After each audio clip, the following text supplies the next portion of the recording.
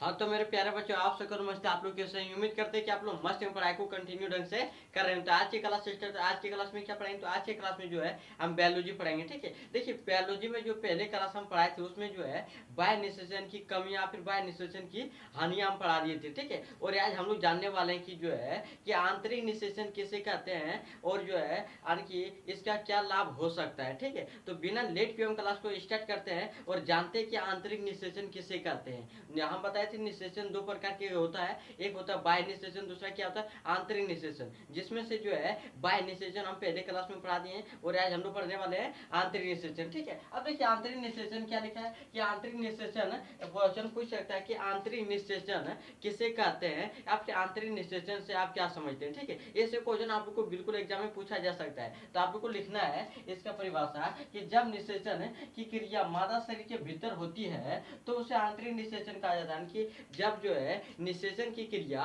मादा शरीर के भीतर होती है तो उसे हम लोग क्या कहते हैं, तो उसे हम लोग आंतरिक निषेचन कहते हैं। क्या कहते हैं? आंतरिक निषेचन कहा जाता है। आंतरिक निषेचन का लाभ क्या क्या हो सकता है? तो आंतरिक निषेचन का लाभ है कि इसमें जीवों को कम युग्मक उत्पन्न करने होते हैं। यानी कि इसमें जो जीव क्या करता है, कम युग्मक उत्पन्न करता है। ठीक है, इसमें जो दूसरा नंबर क्या है कि इसमें कम ऊर्जा खर्च होती है और इसमें ज्यादा ऊर्जा की आवश्यकता नहीं होती है। ठीक है, अब देखिए तीसरा नंबर क्या है, इसमें युग्मकों के संलयन की संभावना अधिक होती है और इसमें जो युग्मक का संलयन होने की क्रिया क्या सबसे अधिक होती है। ठीक है, फिर लिखना है कि चौथा नंबर क्या, आंतरिक निषेचन द्वारा उत्पन्न संतानों की उत्तर जीविका अधिक होती है। यानी कि आंतरिक निषेचन से जो उत्पन्न होता है संतान, उसका जो उत्तर जीविका होता है वो सबसे अधिक होता है। ठीक है, और लिखा है कि अधिक होती है। लिखा है क्वेश्चन देखिए, ये इसका जो है आंतरिक निषेचन का लाभ जो है हम कितना 4 वो लिखा है। ठीक है, ये लाभ अगर आप लोग को पूछता है तो आप लोग जरूर से जरूर लिखिएगा। अब क्वेश्चन ऐसे भी पूछा जा सकता है कि बाह्य निषेचन और आंतरिक निषेचन में अंतर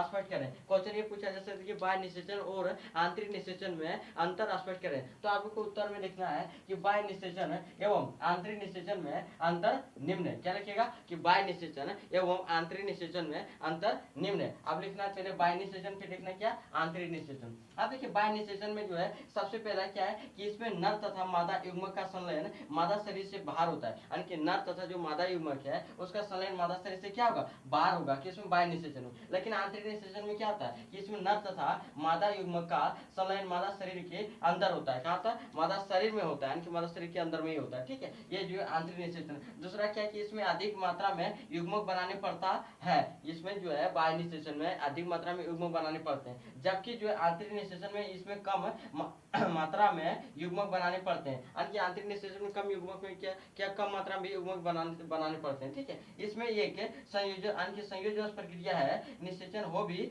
सकती है या फिर नहीं हो सकती है। यानी कि जो बाह्य निषेचन है एक प्रकार का क्या है, संयोगवश प्रक्रिया है। ठीक है, जिसमें निषेचन हो भी सकता है और नहीं भी हो सकता है। लेकिन आंतरिक निषेचन क्या है कि इसमें जो है संयोजन होने की अधिक प्रक्रिया है, यानी कि अधिक चांस है कि संयोग होने की अधिक चांस है। ठीक है, ये इसका जो है 3-3 पॉइंट लिखा दिए, इसके अंदर 3-3 पॉइंट लिखा दिए। ठीक है, अगर अपना आप लोगों को पहले समझ में आया हुआ तो आप लोग पहले नोट कीजिए, फिर 2 मिनट के बाद हम लिख के बता रहे हैं। ठीक है, आप लोग पहले नोट कीजिए।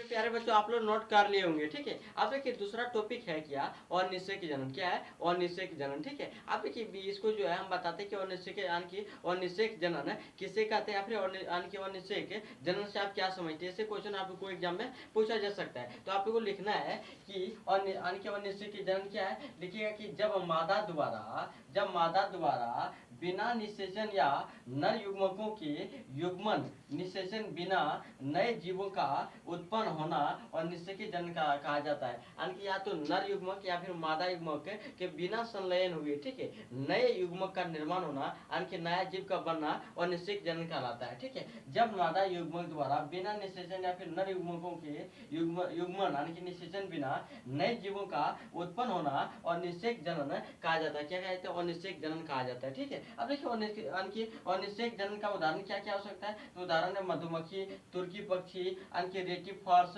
अमेरिकन छिपकली, ये सब क्या है तो अनिश्चय जनन का उदाहरण है, याद रखना। ठीक है, देखिए मधुमक्खी का जो है हम लोग जानते हैं अनिश्चय जनन कैसे होता है। तो मधुमक्खी में अनिश्चय जनन लिखेंगे, यहाँ लिखेंगे रानी मधुमक्खी जो 2n होता है, जिसके पास दुलिंग कहा जाता है। ठीक है, और ड्रोन मधुमक्खी जो है ये भी क्या होता है 2n होता है, कि ये भी दुलिंग होता है। ठीक है, अब देखिए मादा है और ये ड्रोन मधुमक्खी ये नर है। अब देखिए दोनों का क्या होगा, दोनों का युग्मक का जनन होगा, यानी युग्मक जनन होगा, यानी कि अर्धसूत्री विभाजन होने के बाद क्या होगा, मादा युग्मक का निर्माण होगा। क्या होगा, मादा युग्मक का निर्माण होगा। इसमें भी अर्धसूत्री विभाजन होगा और युग्मक जनन होगा। इसके बाद क्या होगा, नर युग्मक का निर्माण होगा। क्या होगा, नर युग्मक का निर्माण होगा। इसको देखिए, मादा युग्मक को हमने ये अंक एक रख लिए और नर युग्मक को हमने 2 लिख लिए। वही देखिए, एक युग्मक मतलब क्या है, एक नंबर मतलब क्या, जो मादा युग्मक हो जाएगा और 2 मतलब नर युग्मक हो जाएगा। ठीक है, अब देखिए जो यहाँ मादा युग्मक है, इसको क्या होता है कि यहाँ से जो है निषेचन, और यहाँ से देखिए नर युग्मक है, यहाँ से जब निषेचन किसके द्वारा होता है, तो कार्यकर्ता मधुमक्खी द्वारा। नहीं, कार्यकर्ता मधुमक्खी क्या करता है, इसका युग्मक है इसका युग्मक दोनों को संलयन कर लेता है। ठीक है, इन दोनों को मिला देता है। यहाँ यार, यहाँ जो युग्मक छोड़ा है, इन दोनों को कौन मिलाएगा, तो कार्यकर्ता मधुमक्खी क्या करता है, दोनों को युग्मक मिला देता है। ठीक है, अब देखिए दोनों को युग्मक मिल जाएगा, क्या बन जाएगा, कार्यकर्ता मधुमक्खी, या फिर इसको सेवक मधुमक्खी भी बोलते हैं। क्या बोलते हैं, सेवक मधुमक्खी, जो क्या होता है, 2n होता है। क्या होता है, 2n के दुलिंग होता है। ठीक है, अब फिर देखिए यहाँ से जो है कुछ जो है अंकी क्या होता है, मादा युग्मक जो है, इसका क्या होता है, कुछ मादा युग्मक क्या बन जाता है, अंकी अनिषेक जनन, अंकी जो है नर मधुमक्खी बन जाता है। अनिषेक जनन करके क्या बन जाता है, नर मधुमक्खी बन जाता है। ठीक है, इस प्रकार से जो है क्या होता है कि मधुमक्खी में